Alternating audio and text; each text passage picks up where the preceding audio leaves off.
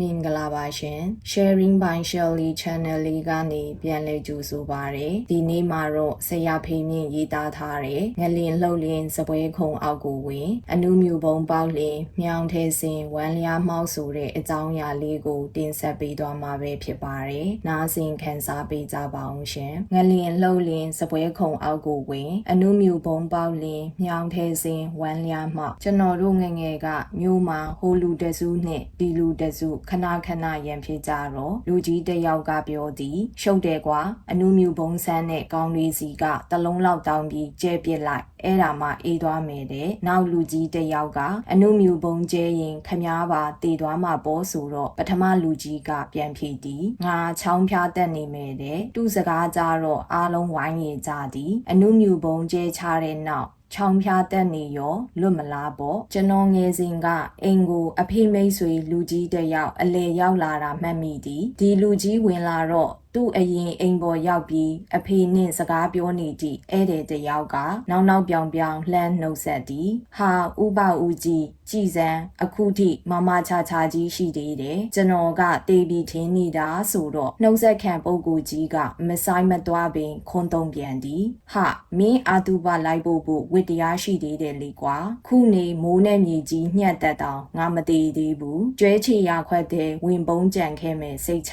တယ်သူ့စကားကြတော့ကျွန်တော်တို့အားလုံးဝိုင်းရကြသည်မိုးနဲ့မြေကြီးညှက်တက်တဲ့နောက်ကျွဲချီရခွက်တဲ့ဝီနေလို့ရောလွတ်မလားပေါ့ကြည်စံလွတ်နိုင်သည့်နီလန်ပြောသူကပြောတာတောင်ကျွန်တော်တို့မခံယူနိုင်လွတ်မယ်လို့ပြောတာဒီပင်ရဲချင်းစရာမလွတ်တမ်းတေးမီဟူ၍ပဲတေးချနေသည်ဘာကြောင့်လဲတေးရမှာကြောက်တဲ့ဖြင့်မုတ်ချတေးမီဆိုတာကိုပဲအတေးအကြေယုံကြည်ခဲမိလေသလားဒို့မဟုတ်ကျွန်တော်ငယ်စဉ်တုန်းကတေးမာကိုအတော်ကြောက်ခဲ့လေသလားအခုမကြောက်ဘူးဟုမဆိုလို့ငယ်တုန်းကပိုကြောက်ခဲ့သလားစဉ်းစားခြင်းဖြစ်သည်ဟုတ်ချင်လဲဟုတ်မီကျွန်တော်ငယ်စဉ်ကအနုမြူလက်နက်စန့်ကျင်တိုက်ဖြတ်ရေးအကြောင်းစာအုပ်တအုပ်ဖက်ကကဘာမှာတော့အနုမြူစစ်ကြီးမုတ်ချဖြစ်တော်မီအနေနဲ့အမြန်ပဲဖြစ်လျင်အားလုံးတည်မီငါလဲတည်မီဟု၍တေချပေါက်တွေးမိကကြောင်းကောင်းမတက်ကျောင်းစာတွေမကြက်ဖဲနေခဲ့ဘူးသည်တေခံနီးကြမှ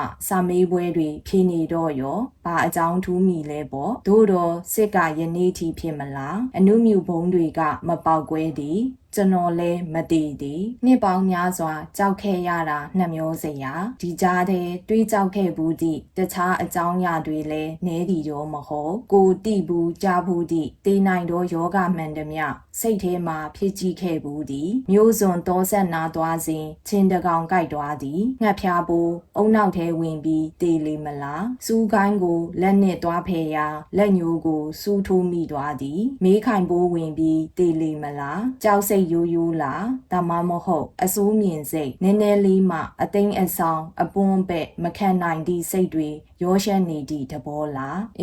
ဖြစ်နိုင်သည်ကျွန်တော်တို့ငယ်စဉ်ကလောကကြီးကိုအဖြူအမဲနှစ်ယောက်ထဲနှင့်ပဲအဓိကမြင်လေးရှိသည်ဖြူဒလားမဲဒလားကောင်းဒလားဆိုးဒလားမှန်ဒလားမှားဒလားတုံညလားတရားလားကြားမရှိဖြူတန်းလေးဟုတဘောကြနေရကနေတနေရာမှာညူတူမဲတဲလေးဖြစ်သွားသည်ဟာမဲသွားပြီကွပြစ်လိုက်တော့ရာနှုံးပြေကောင်းမယ်လို့တေးချထားတာမှာမကောင်းတာလေး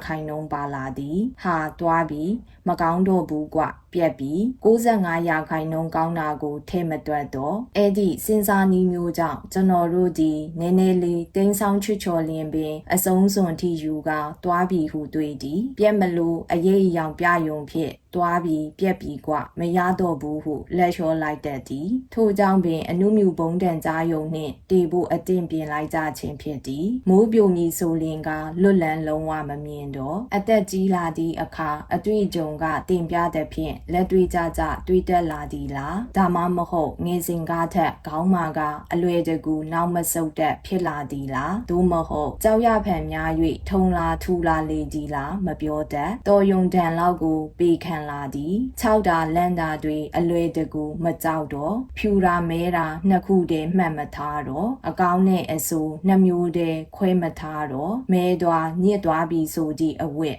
ထားပါအောင်ကွာလက်ကူလေးပါလေးလှုပ်သုံးလို့ရပါသေးတယ်အာလူထိတ်နာနေနေနာနေတာလှိပြစ်လိုက်ကျန်နာအကောင်ကြီးချက်စားလို့ရပါသေးတယ်မကောင်းတာမတွေးကောင်းတာကျွန်တော်တို့ရွေးတွေးလာသည်အဲ့ဒါလို့မတွေးလို့လည်းမဖြစ်တော့ထိတ်နာနေမကောင်းလင်တလုံးလုံးလွှင့်ပြမည်ဆိုတော့အတွေးခေါ်မျိုးနဲ့ဆိုလင်လူပြည်မှကိုယ်အတိစိတ်တဲ့နေ့ကိုထွက်ခွာသွားဖို့ပဲရှိတော့သည်ခန္ဓာကိုယ်မှာအလုံးစုံကောင်းသည့်နေရာမှမေရရမရှိတော့တာမြင်သာထင်သာသည့်အပေါ်ယံအင်္ဂအစိတ်ပိုင်းများကိုပဲအရင်ကြည့်စမ်းပါသူတို့လုပ်ငန်းရန်တရားတွေမိမြကြာစင်းသွားခဲ့ကြပြီလေမျက်စိအနီးရောအဝေးပါမျက်မှန်အားကိုးနေရသည်နာအကြားအာယုံပြေဝဝမရတာကိုဖာတာတိတီအရင်တုန်းကတွေ့မရှောင်ကြိတ်ခွဲခဲသည့်တွားအခုတော့အိုလာနာလာပြီအစားထိုးမဲ့အရာကိုတောင်းဆိုလာခဲ့ပြီမာလာပါသည်ဆိုတော့အယိုးတွေမကြာခဏကြိုက်ခဲနာခြင်းသည်တော်ကြအစစ်ကြီးထားရောင်ကမလုံနိုင်မရှားနိုင်အယိုးအစစ်တင်လားအရေးပြားတွင်ပင်ရခင်ကလိုရုံးကန်ဆွဲဆန့်အားမကောင်းတော့မတည့်ရက်မဆူပြေတော့ကြွက်သားများကလည်းအမိသာကြွက်သားအားကမရှိခြင်းအတွင်းပိုင်းကပူဆိုးပြီးနှလုံးကမကောင်းအလကားနေရင်လိုက်ခနဲ့တုံခနဲ့ဖြစ်ချင်းဖြစ်မီဟိုနေရာကအောင်တလူလူဒီနေရာကနာတလူလူအစုပ်ကအာနေသည်အလိုလိုနေရင်ကအသက်ရှူမဝါခြင်းတလူလူစီးနေကြောက်ကအတဲရှောက်ပြောရလင်ဆုံးမီမဟုတ်အရင်တုန်းကအချောက်တိုက်တွေးကြောက်ဘူးသည့်ယောဂအတော်များများယခုကိုယ်ခန္ဓာကိုယ်ထဲမှာသူ့ဒီဂရီအတိုင်းတာနဲ့တူတကယ်ရောက်ရှိလိုနေပြီနည်းနည်းပုတ်ယုံနှင့်လွန့်ပြစ်မီဆိုကတုတ်တန်တို့အခောက်ပေါင်းနေရောမီမဟုတ်ကြီးလာသည့်အခါအကက်အသက်ကလေးကိုတန်ဖိုးထားတတ်လာသည်ဘာကိုမှအလွယ်တကူမပြေသူများပြက်ပြီးပြောတိုင်းလဲသဘောမတူအလွယ်တကူအဆုံးမထားယောဂမျိုးပေါင်းစုံနေသည့်မိတ်ဆွေတယောက်ကိုရင်းနှီးတူတဦးကအာမနာပါမနာမေးသည်ဒါဖြင့်ခမားတကူလုံးကောင်းတာပါရှိသေးလဲတဲ့မိတ်ဆွေကဖြေသည်ခေါင်းကောင်းတယ်ဟု၍မှန်သည်ခေါင်းကောင်းတယ်ဆိုတာနေသည့်တန်ဖိုးလားအနောက်နိုင်ငံမြို့ကလေးတစ်မျိုးမှာတကူလုံးနီးပါးတည်၍အိယာထဲပလက်နေရသူတဦးရှိသည်ခြေတွေလက်တွေမလုံးနိုင်သို့တော်မျက်စိမြင်သည်နားကြားသည်အုံနောက်ကောင်းသည်အဲ့ဒီကောင်းတာလေးတွေကိုထိရောက်စွာအသုံးချ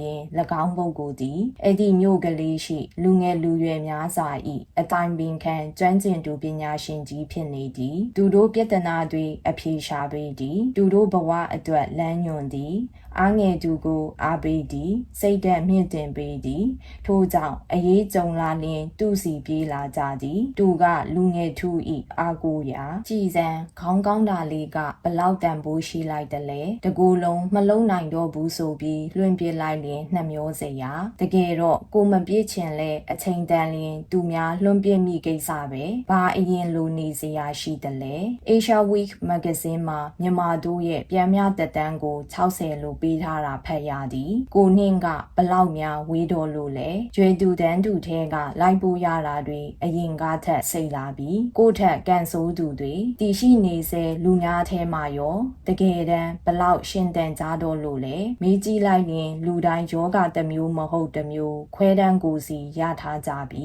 တချို့ကသူများထက်ဖို့ဒီသို့တော့ခွဲတန်းရတဲ့ဖြင့်ဘယ်နှယောက်စိတ်သက်ကြသွားကြတယ်လဲ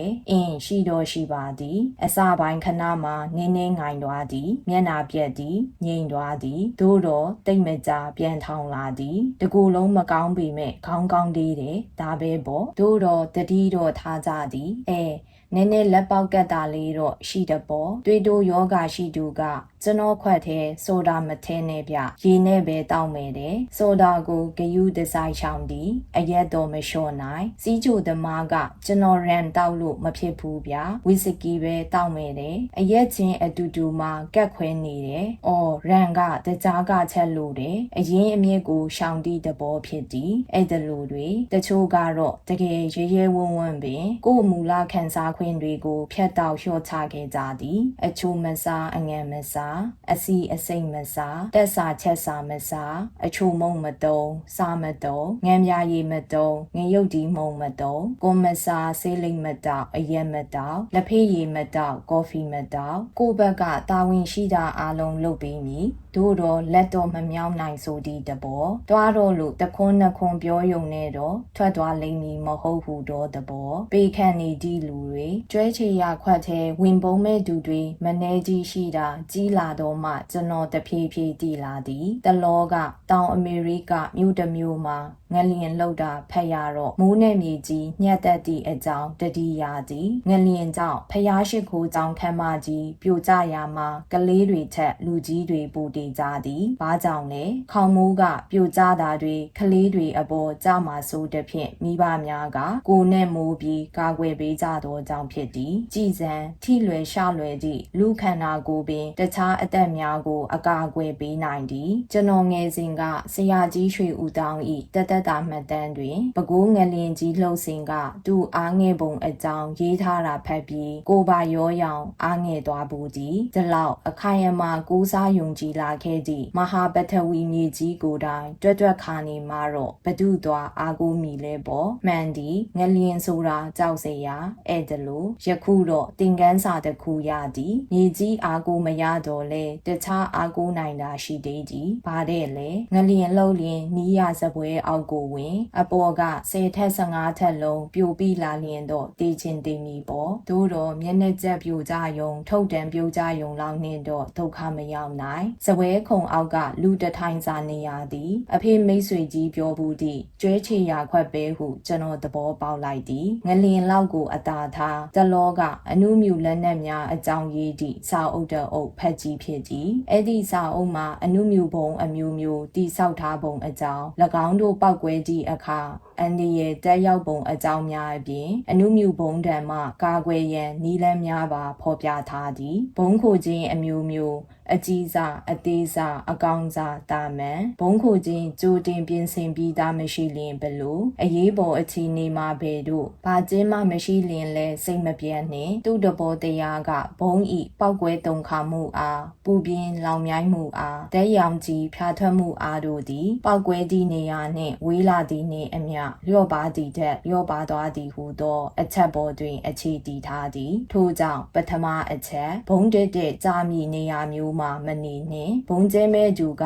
သူ့ဘုံကိုတွက်ချီကိုက်အောင်မြို့လေကောင်လူထူထက်သည့်နေရာမျိုးမှာချလိမ့်မည်ထို့ကြောင့်အနုမြူဘုံကြောင့်လျင်အစကတည်းကစင်ချေဖုံးမှနေဟိုပုဂ္ဂိုလ်ကြီးပြောသလိုချောင်းဖျားတက်နေသည့်တဘောဘုံဘယ်လောက်ကြီးတလဲချောင်းဘယ်လောက်ရှိတလဲဆိုတာတွေလည်းရှိအောင်မည်ပေါ့ဘုံကြားသည့်နေရာနှင့်ခက်နီနီဆိုလျင်အခိုင်အမာလှုပ်ထားသည့်တန်ကူကွန်ကရစ်ဘုံခိုခြင်းမျိုးသာအကာအကွယ်ပေးနိုင်သည်ဘုံပေါက်ရနှင့်ခက်ဝေးဝေးဆိုလျင်မြေဓာဖုံတာမန်ကြီးငယ်များဖြင့်ပင်လုံလောက်သည်ဒီထက်ဝေးသည့်နေရာမှာဆိုလျင်ရုတ်တရက်မျက်စိကျိန်းလောက်အောင်ဝင်းကနေလက်သွား၍အနုမြူဘုံပေါက်ပြီးဟုတီးလိုက်ရသည်နှင့်တပြိုင်နက်အိမ်ထဲရှိနေသူဆိုလျင်နီးရနေရနာဝင်းကွယ်သို့မဟုတ်နီးရစပွဲအောက်ဝင်အဲ့ဒါဆိုလျင်လွင့်စင်လာသောအစာအနာတွေထိမှန်ခံရမည့်အန်ဒီရဲ့ပောက်ကွဲစာအချိန်ပိုင်းထွက်ပေါ်သည့်ဂါမာရောင်ချီအန်ဒီရဲ့များလျော့ပါတတ်တာမည်အဲ့ဒီအချိန်လမ်းပေါ်ရောက်နေသူဆိုလျင်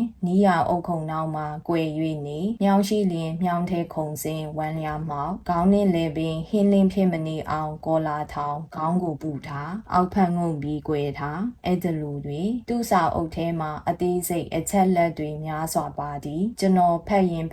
ဘုံကိုမကြောက်ဒီလူကိုကြောက်လာသည်တွေးရဲလိုက်တဲ့လူမဖြစ်နိုင်ဘူးထင်ရသည့်ကိစ္စမှာကက်ကက်တက်တက်တွေဖဲ့ရွယ်တွေးနေသူပါကလားတို့တော့တဖြည်းဖြည်းနဲ့သူဟာကစိတ်ကူးရင်မဟုတ်လက်တွေကြလွန်တော့အတွေးတွေဖြစ်သည်ဆိုတာမြင်လာသည်လက်တွေကမကြပဲနေနိုင်မည်လားသူတို့စီမှာအနုမြူစစ်ပွဲကြီးတကယ်ဖြစ်ခဲ့သည်ရှိတော့ဘယ်တို့ဆောင်ရွက်မည်ဆိုပြီးစဉ်းစားထားတဲ့မျိုးပြကာကွယ်ရေးအစီအစဉ်တွေပဲအစတုန်းကအနုမြူစစ်ကြီးဖြစ်လျင်နှစ်ဖက်လုံးဆုံးရှုံးမီကဘာကြီးပြတ်မီတတိယကဘာစစ်ဖြစ်ဖို့မစင်စားနေဟုဆိုကြသည်အဲ့ဒီအတိုင်းတကယ်လဲယုံကြည်ကြသည်နောက်ပိုင်းကျတော့ကက်ကက်တက်တက်တွေးသူတွေကဟေ့အနုမြူစစ်လဲတိုက်တက်ရင်နိုင်တယ်သူတို့အားလုံးတီးပြီးတို့အထဲကမင်းရဲ့ငါရဲ့ချောင်းဖျားတက်ပုံပြီးကျန်နိုင်တယ်ဆိုတာမျိုးတွေတွေးလာသည် ဆရာကြီးအိုင်းစတိုင်းကိုယ်တိုင်လည်းအဲ့ဒီသဘောမျိုးတွေးမိဘူးသလားမသိသူပြောတော့စကားတခွန်းရှိသည်တတိယကမ္ဘာစစ်ဖြစ်ရင်ဘလူတွေတိုက်ကြမည်လဲမေးမြန်းသူအားအိုင်းစတိုင်းကတတိယကမ္ဘာစစ်တော့မသိဘူးစတုဒ္ဓကမ္ဘာစစ်ကြရင်တော့ကြောက်ခဲတွေနဲ့တိုက်ခိုက်ကြလိမ့်မယ်ဟူ၍ဖြေဘူးသည်အနုမြူစစ်ကြောင့်လူယဉ်ကျေးမှုစနစ်ကြီးပြိုကျပျက်စီးသွားလိမ့်မည်တို့တော့ကမ္ဘာမှာ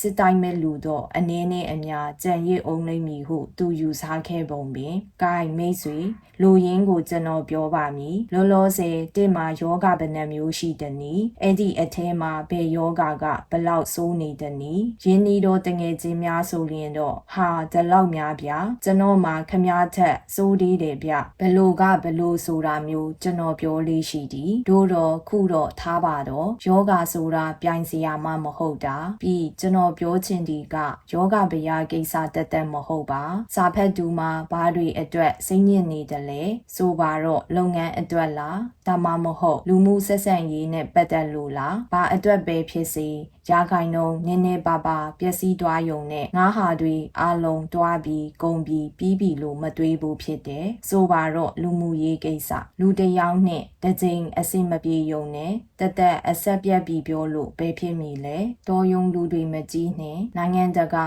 ခေါင်းဆောင်ကြီးတွေကြီးမနေ့ကစစ်တိုက်ကြအတေတက်ကြပါးတွေဘဲပြန်ညာပြန်ရိုက်ကြဒီကနေ့လေစိမ့်မှာစီးကြိုကြပွေဖက်ကြပါးတွေဘဲပြန်ညာပြန်နန်းကြဖြစ်ပါသည်အဲ့ဒါလဲယဉ်ကျေးမှုပဲလူမှုရေးပြဿနာအတွက်စိတ်မညစ်ပါနဲ့လုပ်ငန်းကိစ္စမှာရောစီးပွားရေးအကြိမ်ကြိမ်ပြတ်ပြီးအကြိမ်ကြိမ်ပြန်ချမ်းသာသူတွေအများအများရှိသည်လက်တလောမပြေလည်သည့်အနေအထားအတွက်တောကမပွားနဲ့ထို့နီးတူကျန်းမာရေးကိစ္စယောဂဗျာကိစ္စနှလုံးယောဂဖြစ်ယုံနဲ့မတည်ပါတွေတိုးယောဂစီးကျိုယောဂတွေနဲ့ဆယ်စုနှစ်ပေါင်းများစွာအတူရှင်တွဲနေထိုင်သွားကြသူတွေအများအများရှိသည် HIV ပိုးပေါ်ဦးစားကပင်ရထားပြီးဒီကနေ့အထိဘာမှမဖြစ်သေးသည့်ဂုံတူးဆောင်ပုဂ္ဂိုလ်တွေလည်းကမ္ဘာမှာရှိသည်ကျန်းမာရေးဆိုတာဂယုဆိုင်စရာသာဖြစ်သည်ကြောက်စရာမဟုတ်ယောဂတစ်မျိုးဖြင့်လည်းအသက်80 90တင်နေရနိုင်သည်ဒီလောက်တင်လားအသက်90ကြီးတောင်ကြော်သွားပြီဆို၍လဲဒီလောက်ဆိုလျင်တော့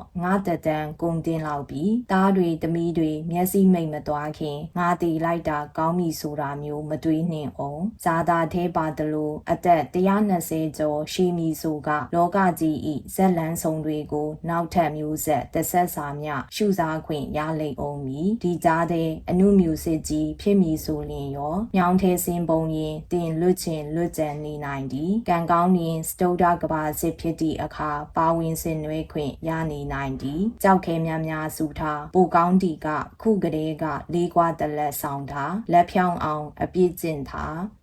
နားဆင်ပေးခဲ့ကြသောစာပေချစ်သူများအားလုံးတာယာပျော်ရွှင်ချမ်းမြေ့ကြပါစေရှင်